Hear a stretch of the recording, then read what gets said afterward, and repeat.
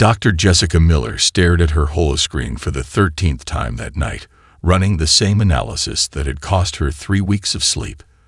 The numbers couldn't be right, yet there they were, mocking her understanding of technological progression. She took another sip of synthetic caffeine, a poor substitute for the real thing, but it was all the Concordat research vessel stocked. Computer, overlay the quantum signature patterns from Earth's southern hemisphere with known development curves from other pre-FTL civilizations, she commanded, her voice hoarse from too many sleepless nights. The holographic display shimmered, presenting a comparison that made her heart race. Earth's pattern wasn't just anomalous, it was impossible. Still chasing shadows, Dr. Miller. The smooth, condescending voice of Chief Observer Calvin made her skin crawl.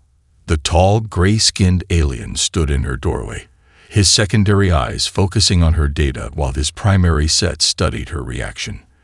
The Council grows tired of your creative interpretations. Jessica straightened in her chair, refusing to be intimidated.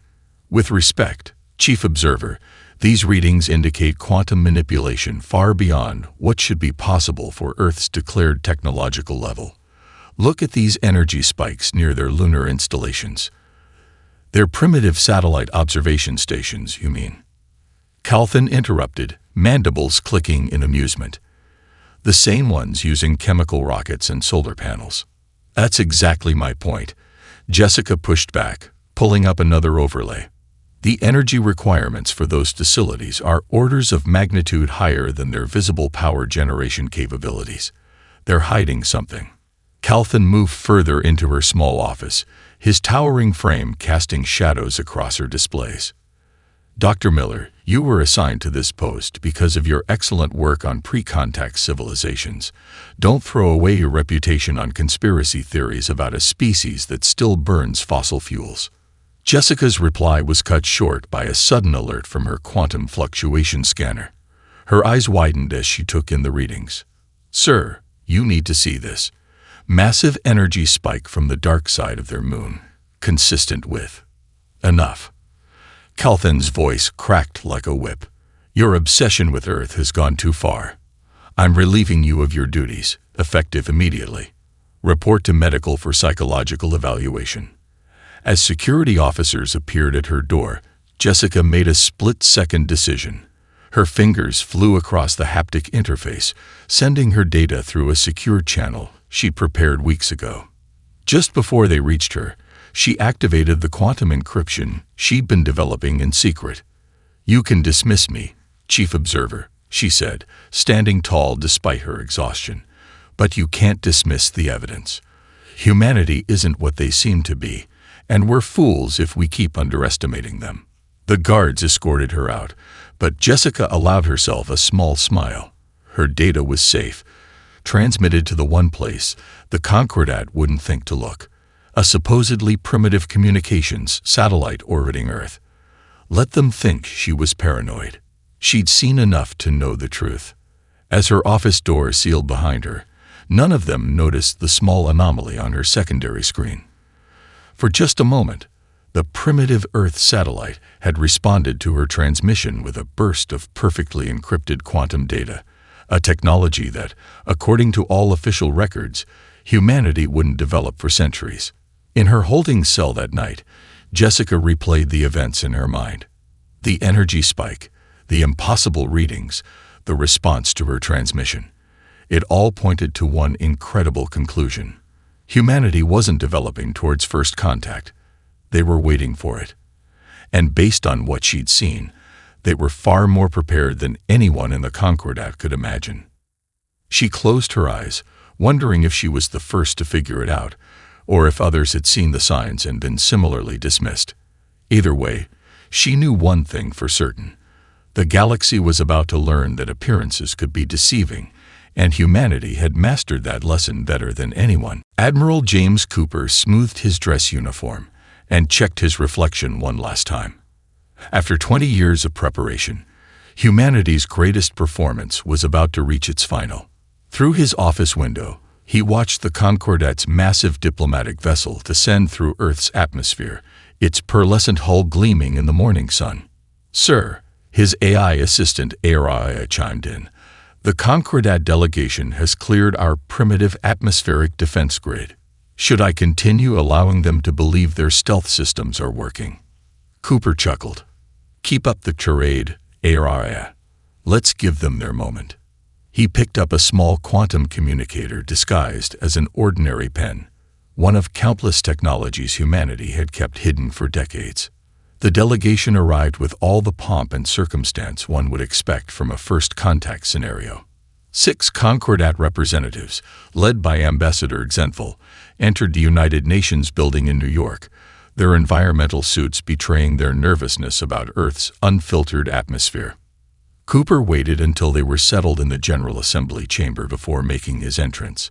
The alien delegation rose, prepared to deliver their carefully rehearsed greeting to humanity's first extraterrestrial contact.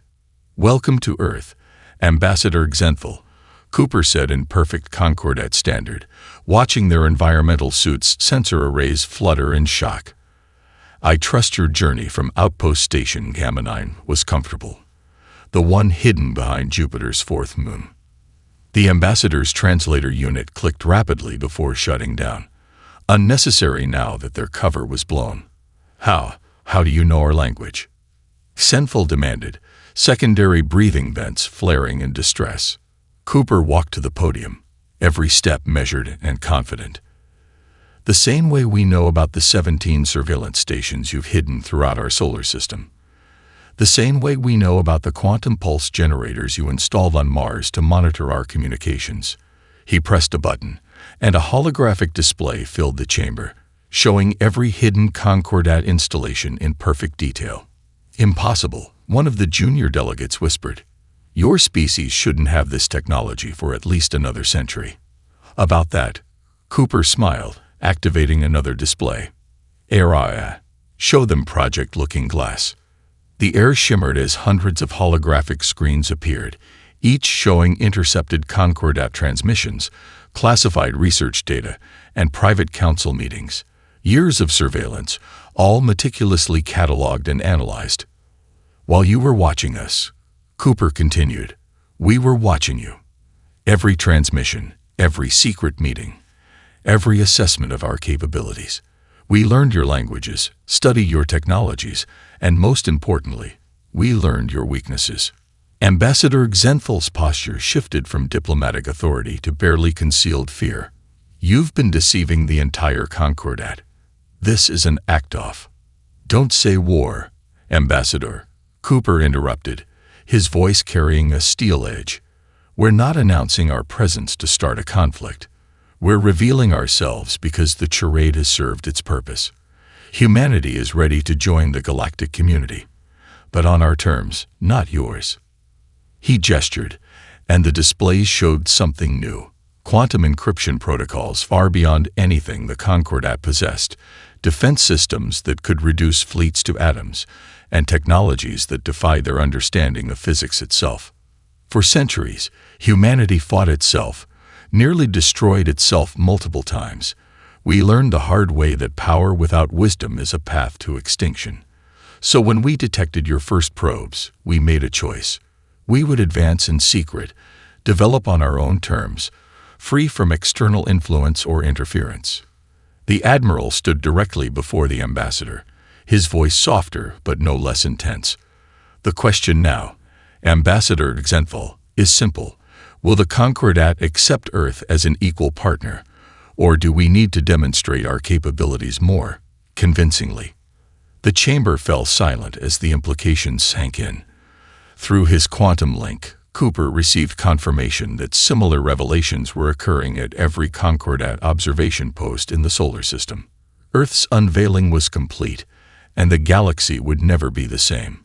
In the silence, Cooper allowed himself a small smile.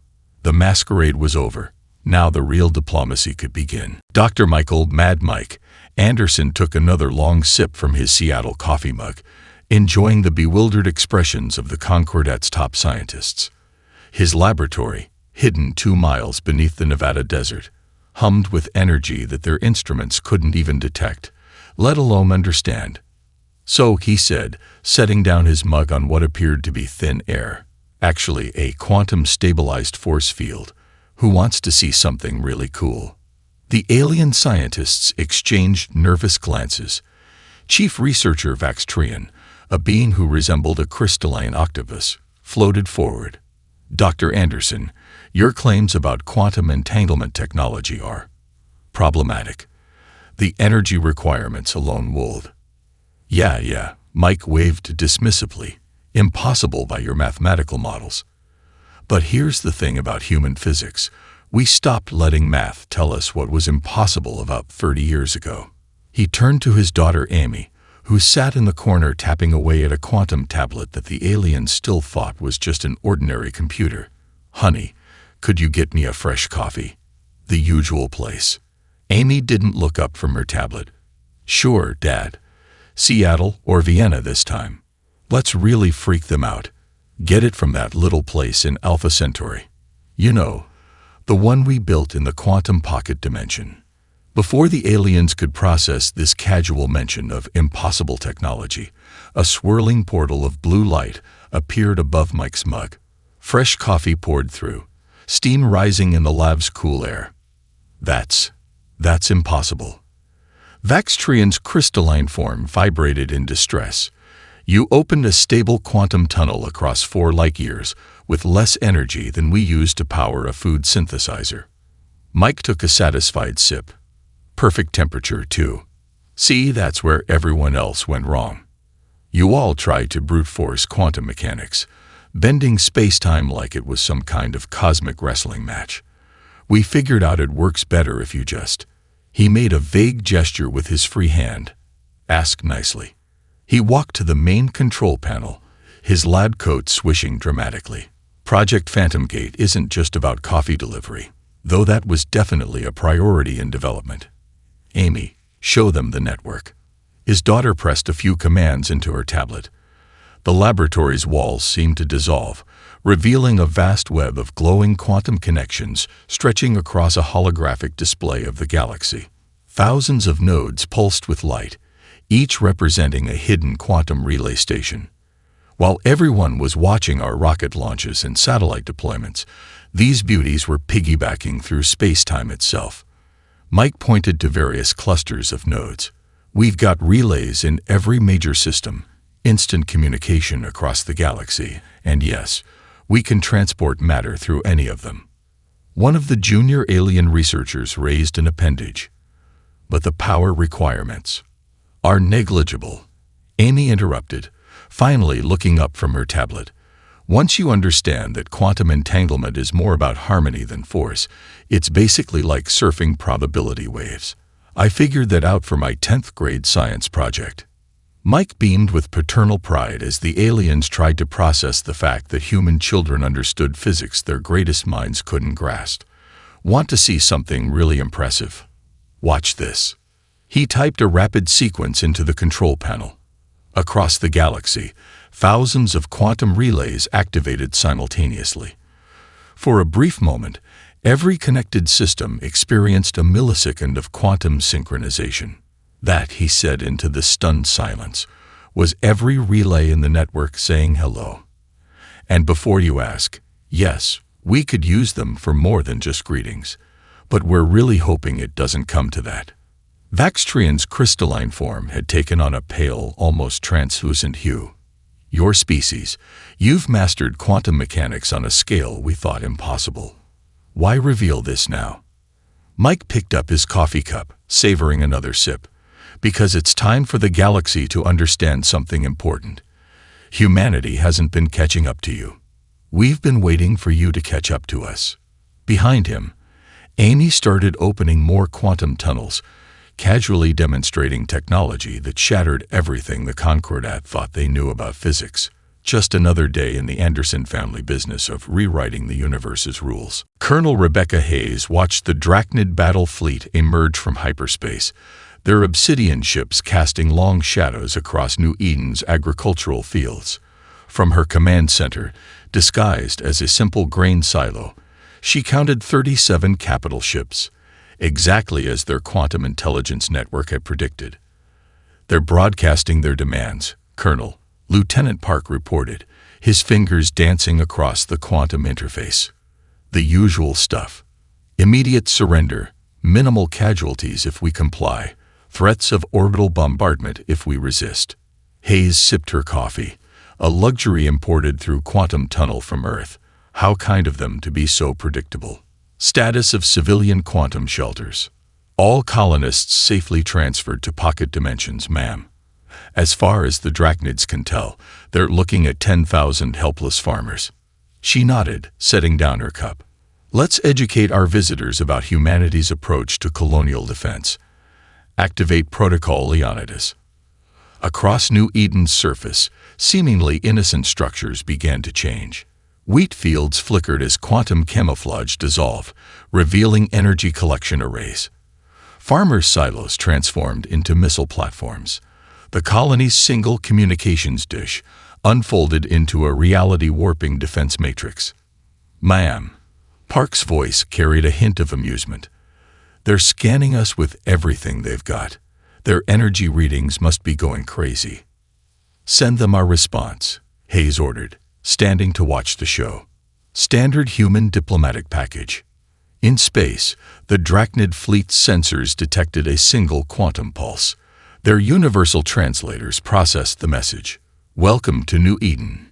You have 10 seconds to retreat.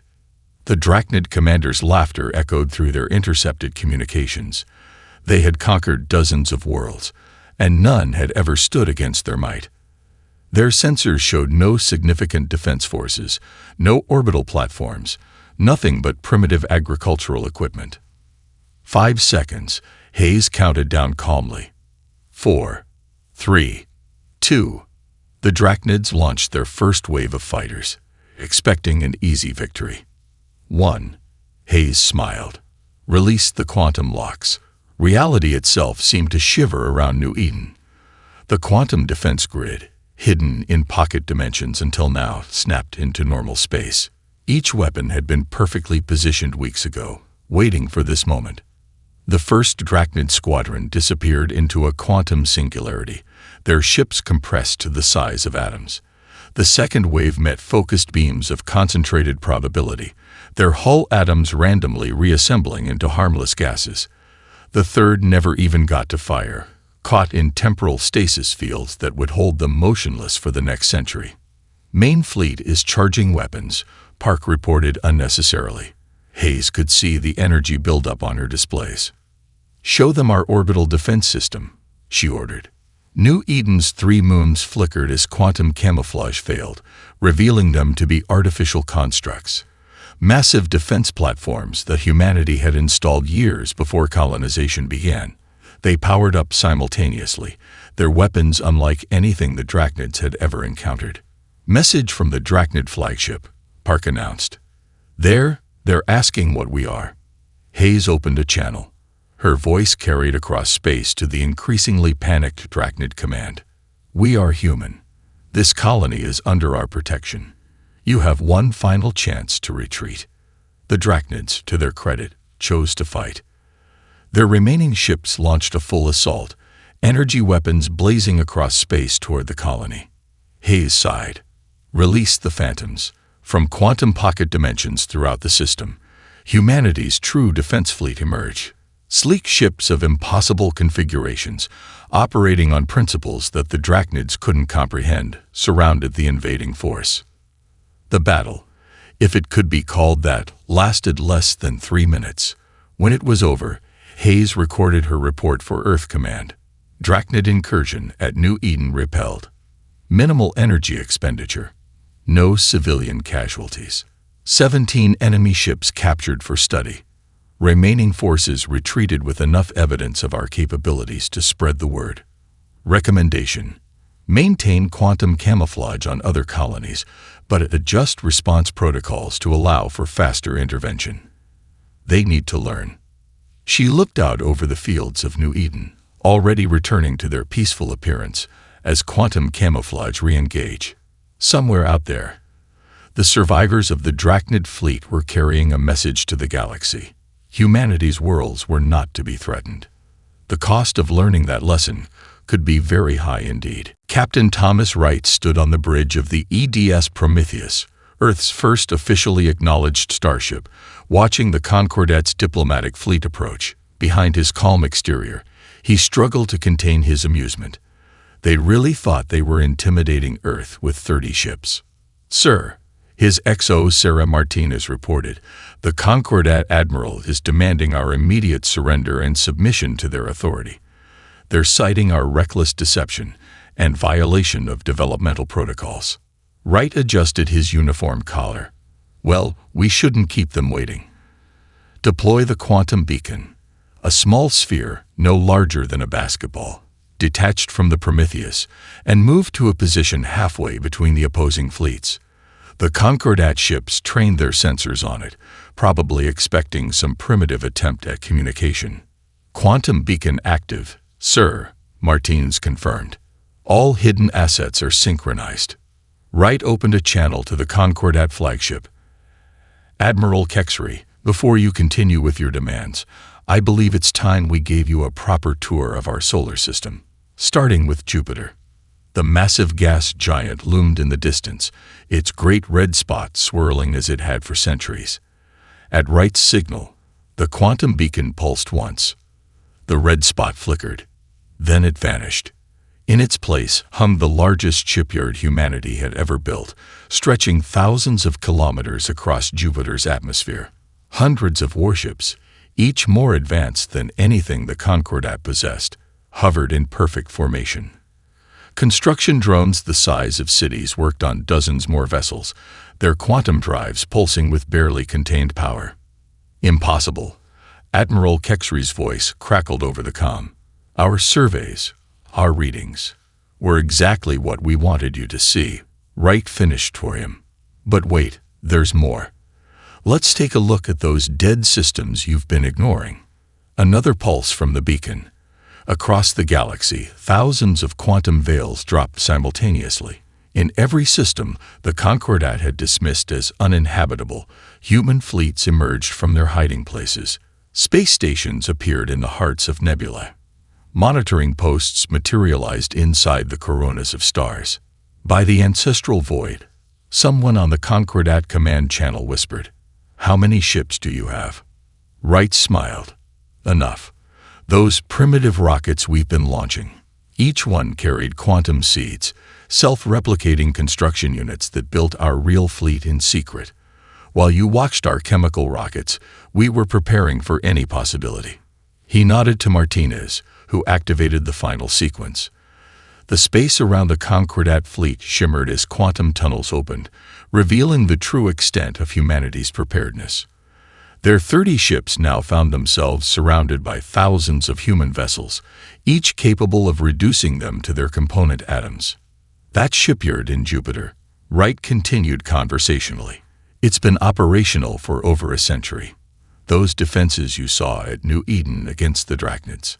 Standard issue for all our colonies, the ones you know about and the ones you don't. Humanity didn't just prepare for first contact, Admiral. We prepared for every possible scenario." Through the quantum link, Wright could see the Concordat Admiral's mandibles twitching in distress. "Why reveal this now? Why not continue hiding?" "Because it's time for honesty between allies," Wright replied, his tone softening slightly. "Earth doesn't want war. We never did. All this," he gestured at the vast array of ships surrounding them, "it's not meant for conquest. It's insurance, a guarantee that we'll never again be at the mercy of those who might wish us harm." He stood from his command chair, straightening to his full height. "The choice is yours, Admiral. We can begin a new chapter of cooperation, with Earth as an equal partner in galactic affairs. Or—" Wright let the silence hang for a moment as every human ship powered up their weapons simultaneously, creating a light show that would be visible across half the galaxy. "Or we can demonstrate why we went to such lengths to prepare ourselves. What's it going to be?" In the tense silence that followed, Wright knew the galaxy would never see humanity the same way again. The question was whether they would see them as partners or threats. Either way, the days of hiding were over. Ashley Martinez walked into the Concordat's high chamber like she owned it, because in a way she did, Every secret discussed in this room over the past 30 years was stored in her quantum-enhanced memory implant. The faces of the assembled alien representatives showed a mix of fear, anger, and most satisfyingly, respect. Director Martinez, High Counselor Vix Thor rumbled, his crystalline form pulsing with barely contained agitation. "You requested this emergency session. The floor is yours." Ashley smiled, placing a single quantum data crystal on the central podium. It hummed to life, projecting a galactic map filled with pulsing red markers. "What you're looking at," she began, "is every secret installation, hidden research facility, and classified military base in Concordat space. Not the ones you showed us during negotiations. The real ones." The chamber erupted in protests. Ashley waited, watching her neural interface count down the exact seconds until... "Impossible," shouted Representative Kittal of the Military Council. "Our stealth technology was reversed engineered by Human Intelligence Services 23 years ago." Ashley interrupted smoothly. "Would you like to see the footage from your supposedly secure bunker on Proxima II? The one where you discussed plans to contain Earth's influence? I particularly enjoyed the part where you called us clever primitives." She gestured, and a holographic display shifted to show the very meeting she referenced. The timestamp showed it had occurred just 3 days ago. How Kittal's scales had turned a pale shade of green. The same way we knew about the Drachnid attack before they launched it. The same way we prevented 3 different species from attempting to infiltrate our quantum research facilities. Ashley's voice hardened. "We didn't just watch. We learned. We analyzed. We understood." Another gesture, and the display filled with streams of data. Tactical assessments, psychological profiles, technological analyses of every major galactic power. Did you really think those trade agreements you signed were just about cultural exchange? Every diplomat we sent out carried quantum sensors disguised as ceremonial jewelry. Every cultural artifact we accepted contained hidden scanning technology. We turned your own monitoring systems into our intelligence network. She walked around the chamber, making eye contact with each representative. That's humanity's real strength. Not our quantum technology, not our hidden fleets. It's our ability to learn, to adapt, to understand our potential enemies better than they understand themselves. A wave of her hand brought up new displays. Secret communications, classified research, private conversations. Decades of surveillance, all meticulously cataloged and analyzed. For example, she continued, her tone almost casual, "We know about the quantum containment project on Centauri Prime. The one that almost created a cascade failure that would have wiped out 3 systems. We also know that your scientists still haven't figured out why it suddenly stabilized." She paused, letting that sink in. "We stabilized it. Remotely. Using technology you still don't understand. Because while losing those systems would have weakened the Concordat, the resulting chaos wouldn't have served Earth's interests." The silence in the chamber was deafening. Ashley walked back to the central podium, her steps echoing on the polished floor. "Today, humanity isn't just revealing our military might or our technological achievements. We're showing you something far more important. Our understanding. We know every strength, every weakness, every secret ambition of every species in this chamber." She touched the quantum crystal, and the displays vanished. But knowledge isn't just a weapon. It's a foundation for trust. We're offering to share what we've learned. All of it. Every technological insight, every strategic analysis, every solution to problems you didn't even know you had. Ashley's voice softened slightly. "Consider this a gesture of good faith. The files I've just transferred to your secure networks contain solutions to your top 3 technological challenges. Think of them as a down payment on a new era of genuine cooperation." She turned to leave, then paused at the chamber door. "Oh, and High Counselor, your quantum encryption codes were changed an hour ago. The old ones were compromised. You're welcome." As she walked out, Ashley allowed herself a small smile, Sometimes the best way to make friends was to prove you could have been their worst enemy, but chose not to be. General David Harrison felt the weight of history on his shoulders as he stood before the Galactic Council. The quantum trigger in his pocket, disguised as an ordinary command medallion, seemed to pulse with potential energy. 5 trillion lives across the galaxy hung in the balance of what happened in the next few minutes. "This is your final warning," General Harrison, first speaker Zixtal declared, his bioluminescent patterns flashing with barely contained rage. "Earth has violated every protocol, hidden military assets that threatened galactic stability, and demonstrated hostile intent."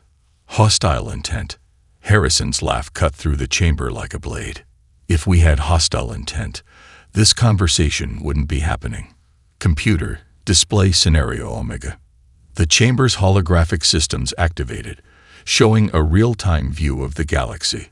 Thousands of points of light represented inhabited systems, trade routes, and military installations. Yesterday, humanity's quantum network detected planning sessions for a coordinated strike against Earth and its colonies. 7 species working together, believing they could overwhelm our defenses through sheer numbers. Harrison's voice remained calm, but his eyes were steel. "Would you like to know why we didn't immediately retaliate?" He pressed a small button on his quantum trigger. Across the galaxy, thousands of stars flickered simultaneously, just for a microsecond. The effect rippled through the council chamber as representatives of 100 species realized what they'd just witnessed. "By the void," someone whispered. "Those were quantum connections to stellar cores." Harrison nodded. "Every star in your territories is now quantum-linked to our network. We can initiate stellar collapse with a thought. This isn't a threat. It's a demonstration of why threats are unnecessary." The chamber erupted in chaos. Accusations of warmongering mixed with pleas for reason. Harrison waited, watching his neural interface count down precisely how long it would take for fear to give way to rational thought. 3, 2, 1. "You would destroy the galaxy." Zixtal's voice cut through the noise. "Commit genocide on an unprecedented scale." "No," Harrison replied softly. "We wouldn't. That's the point.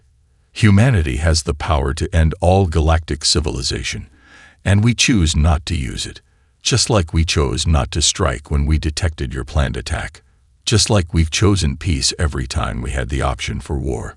He walked to the center of the chamber, the quantum trigger humming softly in his pocket. Humanity learned its lesson about mutual destruction centuries ago, when we nearly wiped ourselves out. We built this network not to threaten, but to ensure that no species ever again thinks violence is the answer to our differences. The holographic display shifted, showing the quantum network in its entirety, a web of energy connecting every major star system in the galaxy. The same network that could destroy civilizations can unite them. Instant communication, clean energy transmission, faster than light travel without the massive energy costs you currently pay. Harrison's voice softened further. "We're not here to rule through fear. We're here to ensure that fear never again drives us to conflict. Earth stands ready to share everything we've developed, all of our advances, all of our discoveries. But first, we need your acknowledgement, not of our power, but of our commitment to peace." He reached into his pocket and, in a gesture that made several council security officers flinch, removed the quantum trigger. With deliberate slowness, he placed it on the central podium. "The choice is yours. Continue down the path of confrontation, and we'll be forced to demonstrate our resolve in ways none of us want. Or accept that humanity's greatest weapon isn't our technology, it's our determination to prevent war at any cost." Harrison stepped back, hands empty, voice firm. "You have 1 hour to decide. Will you help us build a galaxy where such weapons are unnecessary? Or will you force us to prove why we went to such lengths to create them?" The silence that followed wasn't just the absence of sound. It was the weight of civilization itself, balanced on the edge of transformation. In that quiet moment, Harrison sent a private thought through his neural link to Earth Command. "The pieces are in place. Now we pray they make the right choice. Sometimes, he reflected, the strongest position was being powerful enough to offer peace from a position of absolute strength, and mean it. Dr. Emma Richardson watched as the quantum core reactor pulsed to life, bathing the Galactic Council chamber in soft blue light. 1 month after humanity's ultimatum, she stood ready to deliver on their promises of shared prosperity. The principles are remarkably simple, she explained to the assembled representatives, her hands gracefully manipulating the holographic controls. Your civilizations tried to bend space-time through brute force. We learned to weave through its fabric instead. The demonstration chamber hummed as clean energy flowed through newly installed quantum conduits, powering systems that would have required entire stellar arrays just weeks ago. The faces of the alien delegates, once filled with fear and suspicion, now showed cautious wonder. Dr. Richardson, Ambassador Kelleth of the Drachnid Imperium, spoke up, their scales shifting in contemplative patterns. My scientists have analyzed the data from New Eden.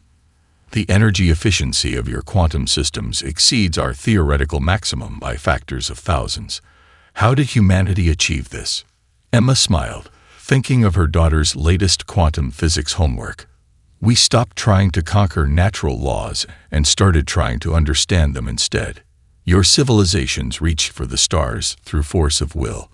We reached them by first understanding our own limitations. She gestured, and the chamber's display showed the growing network of quantum relays being installed across the galaxy. Each point of light represented another world joining the new age of cooperation. The same quantum network that could have been our ultimate weapon is becoming the foundation of galactic unity, she continued. Instant communication across any distance. Clean energy in quantities previously unimaginable.